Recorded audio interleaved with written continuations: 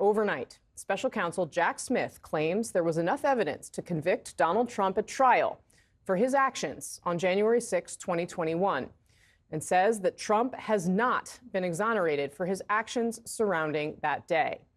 Smith's parting words, released overnight by Attorney General Merrick Garland, part of a sweeping 130-page report from Smith's criminal investigation, as well as a letter that Smith wrote to Garland dated January 7th. The report doesn't have extensive new details from the more than 250 witnesses they interviewed, but it represents a sweeping defense of the department's case against President Trump and the landmark decision to charge him with crimes and prosecute him even as he ran for president again. In the letter, Smith writes this, quote, "I want to be clear that the ultimate decision to bring charges against Mr. Trump was mine. It is a decision I stand behind fully. To have done otherwise on the facts developed during our work would have been to shirk my duties as a prosecutor and as a public servant." And in the letter, Smith takes on Trump directly over Trump's repeated claims of, quote, complete exoneration, end quote, because the government ultimately dropped the case. Smith writes that Trump's claims that, quote, dismissal of his criminal cases signifies Mr. Trump's complete exoneration, that is false. The report itself outlines how President-elect Trump sought to overturn the 2020 election results in several ways, including putting pressure on state election officials to throw out the results. So, look, all I want to do is this. I just want to find 11,780 votes, which is one more than we have, because we won the state. Smith also outlined Trump's efforts to pressure his own vice president, Mike Pence.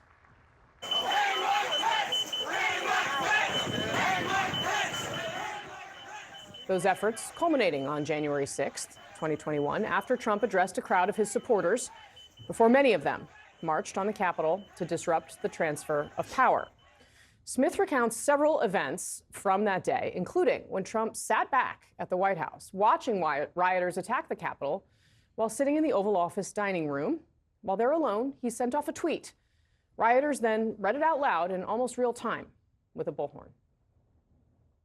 Mike Pence didn't have the courage to do what should have been done to protect our country and our Constitution, giving states a chance to certify a corrected set of facts, not the fraudulent or inaccurate ones which they were asked to previously certify. U.S. demands the truth. In the conclusion of that report, Jack Smith writes that he believes the facts and law supported his team's findings against Trump, but only the 2024 election derailed the prosecution.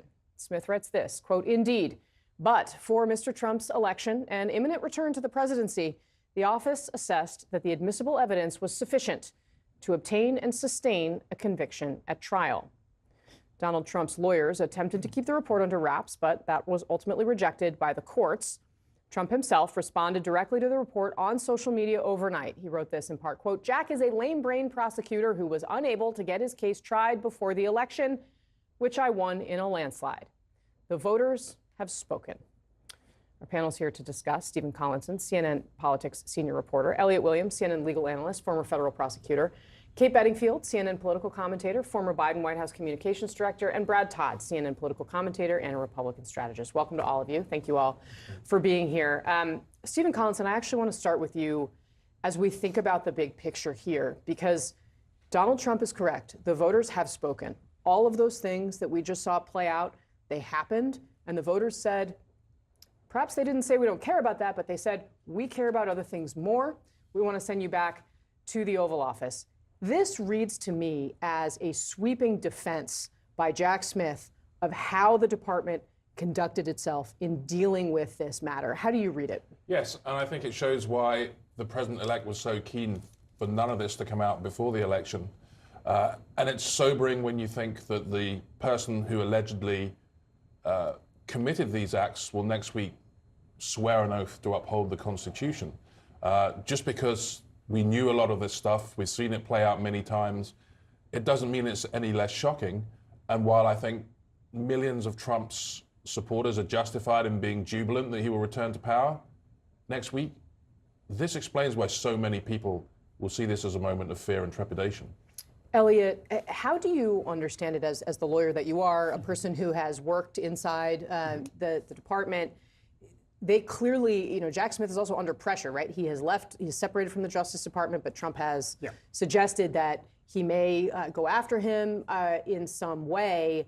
What do you think, especially this letter that accompanied the report was, I thought, particularly striking? The letter was particularly striking. So back up. What is the purpose of a special counsel report? The law says that whenever a special counsel does his or her work, he must submit or she must submit a report to the Attorney General detailing the reasons for why they either chose to prosecute, would have prosecuted, or did not. All these questions, to some extent, even what Stephen was talking about the politics behind it, don't matter, at least for the purposes of the report. It's laying out, these are the crimes that we think were committed, and this was all of the evidence that we think did so. And that's there. I mean, it's clear that regardless of what anyone thinks of Jack Smith or Donald Trump, evidence was there to convict on any number of offenses, including conspiracy to obstruct an official proceeding. Now, to this question of that letter, it was really interesting because all the cover letter had to be was just a statement of, hey, Mr. Attorney General, here's our work and here's what we did. But it really was a defense, almost in a defensive way, of the work of the people of the special counsel's office. This is why we did what we did and who we are. Yeah, Brad Todd, how do you consider all of this? I mean, every time I go back to that day, that footage is incredibly jarring. And yet here we are. In 6 days, Donald Trump's going to be inaugurated. Well, the way Donald Trump conducted himself in the aftermath of the 2020 election, in particular on January 6th, made him rightfully less popular than he's ever been in his entire political career, which is saying something. It was an overhang in the Republican primary. It's why Ron DeSantis started out 20 points ahead of him. It's because a lot of Republicans, a lot of Trump's own supporters, did not approve of how he conducted himself in the wake of the 2020 election. However, the prosecutors overshot, and it's not just Jack Smith, it's also Alvin Bragg. They overshot, and the public made a decision on Election Day that perhaps Donald Trump was not near the threat that continued Democrat governance was. Some of that's on Jack Smith. Some of that's on Alvin Bragg for biting off more than they could chew, for moving too slowly, for not getting a conviction that would stand up with public scrutiny. So I view this today as mainly a PR report. By Jack Smith. There's not going to be a competing report from the defense in this case. That's not how this works. So this is, and there's not much new that the American public is going to be surprised by here. You know, I just on the worst possible thing that Jack Smith had was Fani Willis, Alvin Bragg, and all of the state prosecutors, because the strongest potential cases against Donald Trump were the ones Jack Smith was bringing, particularly the one in Florida, where but even there he overshot. But again, look at the conspiracy statute and tell me he overshot. The law is pretty clear on that one. It's just there's a mess of all these really political state prosecutors. He didn't just bring the charge he could win on. He brought more, which gave Donald Trump time to chew up the clock. That's his fault. Had it just been obstruction of justice, he's convicted like that. I think, it's certainly true that the election results in November indicate that the politics of this moment, Trump has been victorious in the politics of this moment, but he's also about to take office again. He will be president for 4 years. He will have access to the levers of power that could potentially allow him to do something like this again. So it is important that this information be out in the public record, be laid out and detailed in this way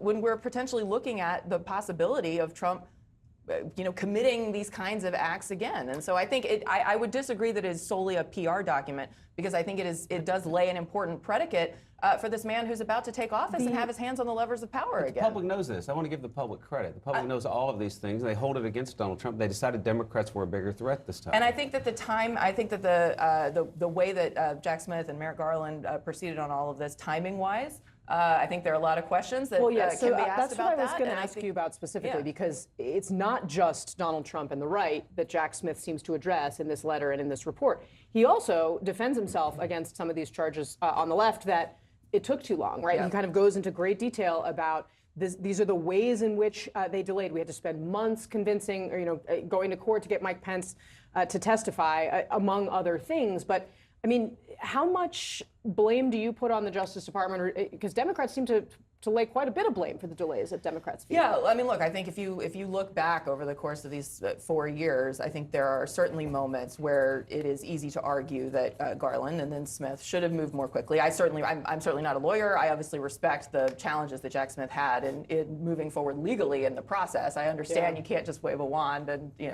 compel Mike Pence to It says testify. in the letter at one point, well, we'll get but- it done by the summer of 23, and that'll be well in advance of the election. As a political reporter, I'm like, that's not in the advance of the election. That is the middle of the election. But the other thing that I think the other overlay that we have to remember from a political perspective, and we've talked about this before, but when Biden came into office, one of the things he had campaigned on was the idea of restoring norms, restoring the idea of an independent Justice Department, and so there was a prevailing political sense that Biden should not, and his administration should not in any way be seen as putting their thumb on the scale here to try to move things forward. So this is one of those questions where it's sort of easy to sit in this moment and for Democrats to say it should have moved more quickly, it should have moved more quickly. But there were countervailing political imperatives when Biden came into office, that I think he was trying to adhere to.